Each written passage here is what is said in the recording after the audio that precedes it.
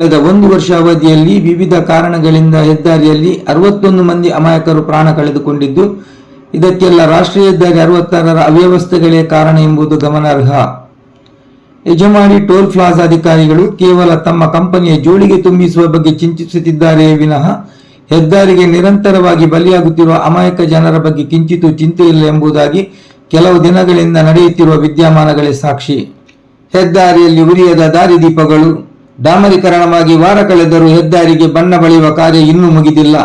ಸೂಚನಾ ಫಲಕ ಹೆಸರಿಗೆ ಮಾತ್ರ ಇದ್ದು, ಆ ಸೂಚನಾ ಫಲಕಗಳ ಕಂಬಗಳು ಯಾವುದೋ ಫ್ಲೆಕ್ಸ್ ಬ್ಯಾನರ್ಗಳಿಗೆ ಆಧಾರವಾಗುತ್ತಿದೆ.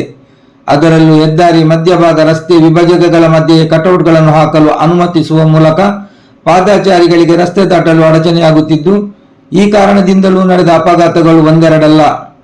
ಈ ಬಗ್ಗೆ ಜಿಲ್ಲಾಧಿಕಾರಿಗಳು ಸಂಬಂಧಿಸಿದ ರಾಷ್ಟ್ರೀಯ ಪ್ರಾಧಿಕಾರ ಅಧಿಕಾರಿಗಳಿಗೆ ಪಾಠ ಮಾಡುವುದು ಸೂಕ್ತ ಎಂಬುದು ಸಾರ್ವಜನಿಕರ ಅಭಿಪ್ರಾಯ. ಕೊನೆಗೂ ಹೆದ್ದಾರಿ ದುರವಸ್ಥೆಯಿಂದ ಸಹನೆ ಕಳೆದುಕೊಂಡ ನೂರಾರು ಮಂದಿ ಗ್ರಾಮಸ್ಥರು ಉಚ್ಚಿಲ ನಾಗರಿಕ ಹೋರಾಟ ಸಮಿತಿ ಹೆಸರಲ್ಲಿ ತಂಡವೊಂದನ್ನು ರಚಿಸಿ ಕಾರ್ಯಾಚರಣೆ ಆರಂಭಿಸಿದ್ದಾರೆ.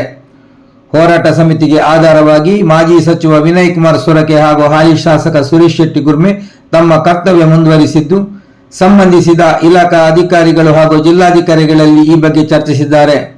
ಒಟ್ಟಾರೆಯಾಗಿ ಪಡುಬಿದ್ರಿ ಉಚ್ಚಿಲ ಭಾಗದಲ್ಲಿ ನಡೆಯುತ್ತಿರುವ ಅಪಘಾತಗಳಿಗೆ ತಡೆಯಾಗಲಿ, ಅಮಾಯಕರ ಪ್ರಾಣ ಬಲಿ ನಿಲ್ಲಲಿ ಎಂಬುದು ಸಮಸ್ತ ಜನರ ಆಶಯ. ಈ ಬಗ್ಗೆ ಮಾಜಿ ಸಚಿವ ವಿನಯ್ ಕುಮಾರ್ ಸೊರಕೆ ಹಾಗೂ ಶಾಸಕ ಸುರೇಶ್ ಶೆಟ್ಟಿ ಗುರ್ಮೆ ಮಾತನಾಡಿದ್ದಾರೆ. ಇತ್ತೀಚಿನ ದಿವಸ ರಾಷ್ಟ್ರೀಯ ಹೆದ್ದಾರಿಯಲ್ಲಿ ಅಪಘಾತಗಳು ಜಾಸ್ತಿ ಆಗ್ತಾ ಇತ್ತು.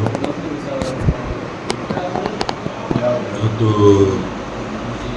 ಬಹಳ ನುಣುಪಾದಂಥ ರಸ್ತೆ ಇದೆ ರಾಷ್ಟ್ರೀಯ ಹೆದ್ದಾರಿ, ಹಾಗಾಗಿ ಸ್ಪೀಡ್ ಬ್ರೇಕರ್ ಇಲ್ಲ. ವಿಪರೀತ ವೇಗದಿಂದ ಬಂದು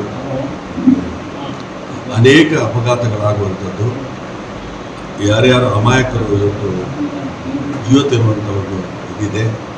ಅದಕ್ಕೆ ಆದಷ್ಟು ಶೀಘ್ರವಾಗಿ ಜಿಲ್ಲಾಧಿಕಾರಿಯವರು ರಾಷ್ಟ್ರೀಯ ಹೆದ್ದಾರಿ ಮತ್ತು ರಸ್ತೆ ಸುರಕ್ಷತಾ ಸಮಿತಿಯವರನ್ನು ಕರೆದು ಅದಕ್ಕೆ ಅದನ್ನು ತಡೆಗಟ್ಟಲಿಕ್ಕೆ ಆದಷ್ಟು ಶೀಘ್ರವಾಗಿ ಕ್ರಮ ಕೈಗೊಳ್ಳಬೇಕು ಅಂತಲೇ ಒತ್ತಾಯ ತರುವಂಥ ಕೆಲಸ ಕಾರ್ಯಕ್ರಮ. ಅಪಘಾತ ಆಗಲಿಕ್ಕೆ ಕಾರಣ ಏನು ಅನ್ನೋದನ್ನು ಕೂಡ ಕಂಡು ಹುಡುಕಬೇಕು. ಉದಾಹರಣೆಗೆ ದಾರಿದೀಪಗಳಿಲ್ಲ ಉಚ್ಚಿಲದಲ್ಲಿ. ಸಾಕಷ್ಟು ಘಟನೆಗಳು ನಡೆಯೋದು, ಹೆಚ್ಚಿನ ಘಟನೆಗಳು ನಡೆಯೋದು ಉಚ್ಚಿಲದಲ್ಲಿ. ಅಲ್ಲಿ ದಾರಿದೀಪದ ವ್ಯವಸ್ಥೆ, ರಿಫ್ಲೆಕ್ಟರ್ ಹಾಕುವಂಥದ್ದು, ಇವತ್ತು ಅದರ ಅಪಘಾತವನ್ನು ಕಡಿತ ಮಾಡಲಿಕ್ಕೆ ಏನೇನು ಕ್ರಮ ಬೇಕೋ ಅದನ್ನು ಕೂಡ ಕೈಗೊಳ್ಳುವಂಥ ಕೆಲಸ ಕಾರ್ಯವನ್ನು ಮಾಡಬೇಕು. ಅಲ್ಲಿ ರಾಷ್ಟ್ರೀಯ ಹೆದ್ದಾರಿಯಲ್ಲಿ ಬಹಳಷ್ಟು ಅಪಘಾತಗಳಾಗಿ ಸಾವು ನೋವು ಉಂಟಾಗಿದ್ದನ್ನು ನಮ್ಮ ಗಮನಕ್ಕೆ ಬಂದಿದೆ. ಮೊನ್ನೆ ಕೂಡ ಒಂದು ಕೇವಲ 18-19 ವರ್ಷದ ಒಂದು ಮಗು ಅಲ್ಲಿ ಪ್ರಾಣ ಹೋಯಿತು ನಮ್ಮ ಉದ್ಯಾವರದಲ್ಲಿ.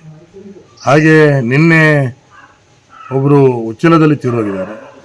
ಬಹಳ ದುಃಖದ ಖೇದಕರ ಸಂಗತಿ ಅಂತ ಹೇಳಿದರೆ, ಕಳೆದ 1 ವರ್ಷಗಳಿಂದ ಸುಮಾರು 60-61 ಜನ ಇದಕ್ಕೆ ಬಲಿಯಾಗಿದ್ದಾರೆ ಅಂತೇಳಿ. ಅದು ಇತ್ತೀಚಿನ ದಿನಗಳಲ್ಲಿ ಒಂದು 8-10 ಜನ ಈ ಅಪಘಾತದಲ್ಲಿ ಸಾವನ್ನಪ್ಪಿದ್ದಾರೆ.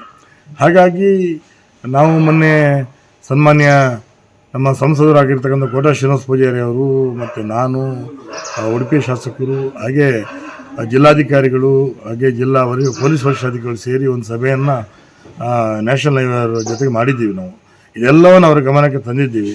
ಹಾಗೆ ಅಲ್ಲಿ ಒಂದಷ್ಟು ಅವರಿಂದ ಕೂಡ ಒಂದಷ್ಟು ಕರ್ತವ್ಯ ಲೋಪ ಆಗಿದ್ದನ್ನು ನಾನು ಒಪ್ಕೊಳ್ತೇನೆ. ನಾನು ಯಾಕಂದರೆ ಜಿಗ್ಜ್ಯಾಗ್ ಆಗಬೇಕು, ಒಂದಷ್ಟು ಸಿಗ್ನಲ್ ಆಗಬೇಕು. ಹಾಗಾಗಿ ಕೆಲವು ಹಂಪು ಇರೋ ಕಡೆ ಗೊತ್ತಾಗೋದು ಹಂಪು ಇದೆ ಅಂತ ಗೊತ್ತಾಗ್ತಿಲ್ಲ. ಅಲ್ಲಿ ಒಂದಷ್ಟು ಕಲರಿಂಗ್ ಮಾಡಿ ಅಲ್ಲಿ ವೈಟ್ ಕಲರ್ ಹಾಕಿದರೆ, ರಾತ್ರಿ ಆ ರಿಫ್ಲೆಕ್ಟರ್ ಥರ ಇದು ಹಾಕಿದರೆ ಜನ ಅಲ್ಲಿ ಹುಷಾರಾಗ್ತಾರೆ. ಈ ನಿಟ್ಟಿನಲ್ಲಿ ಒಂದಷ್ಟು ಲೋಪಗಳನ್ನು ಅವರ ಗಮನ ಕೂಡ ತಂದಿದ್ದೀವಿ. ಹಾಗಾಗಿ ಮುಂದಿನ ದಿನಗಳಲ್ಲಿ ಇವತ್ತು ಅಲ್ಲಿ ಮತ್ತೊಂದು ಸಲ ಅವರ ಅಧಿಕಾರಿಗಳನ್ನ ಕರೆದು, ನಮ್ಮ ಜಿಲ್ಲಾಧಿಕಾರಿಗಳು ನಿನ್ನೆಲ್ಲ ಮೊನ್ನೆ ನಾನು ವೈಯಕ್ತಿಕ ಇದೇ ಕಾರಣಕ್ಕೆ ಅವ್ರ ಆಫೀಸ್ ಹೋಗಿ ಈ ಥರ ಆಗ್ತಾಯಿದೆ ಅಂದರೆ ಅವರು ಪೂರಕವಾಗಿ ಸ್ಪಂದನೆಯನ್ನು ಮಾಡಿದ್ದಾರೆ. ಪೊಲೀಸ್ ವರಿಷ್ಠಾಧಿಕಾರಿಗಳು ಕೂಡ ನಾನು ಖಂಡಿತ ಇಲ್ಲ ಸರ್, ನಮ್ಮ ಕಡೆಯಿಂದ ಏನೆಲ್ಲ ಆಗಬೇಕು ಅದನ್ನು ತಡೀಲಿಕ್ಕೆ ಅಂತ ಅವರು ಕೂಡ ಆ ಒಂದು ಮಾತನ್ನು ಕಳಕಳಿನ ಅವರು ವ್ಯಕ್ತಪಡಿಸಿದ್ದಾರೆ. ಹಾಗಾಗಿ ಮುಂದಿನ ದಿನಗಳಲ್ಲಿ ಈ ಅಪಘಾತಗಳು ಇನ್ನು ಹೆಚ್ಚಿನ ರೀತಿಯಲ್ಲಿ ಆಗಲಾರದ ರೀತಿಯಲ್ಲಿ ಖಂಡಿತ ತಡೆಗಟ್ಟುವಂಥ ಒಬ್ಬ ಕರ್ತವ್ಯ ಒಬ್ಬ ಶಾಸಕನಾಗಿ ನನಗೂ ಇದೆ. ಹಾಗೆ ನಮ್ಮ ಸಂಸದರು ಕೂಡ ತುಂಬ ಕಳಕಳಿ ಹೊಂದಿದ್ದಾರೆ. ಅಧಿಕಾರಿಗಳು ಕೂಡ ಈ ನಿಟ್ಟಿನಲ್ಲಿ ಮತ್ತೊಮ್ಮೆ ಮನವರಿಕೆ ಮಾಡುವಂಥ ಕೆಲಸವನ್ನು ನಾವೆಲ್ಲ ಮಾಡ್ತಾಯಿದ್ದೀವಿ.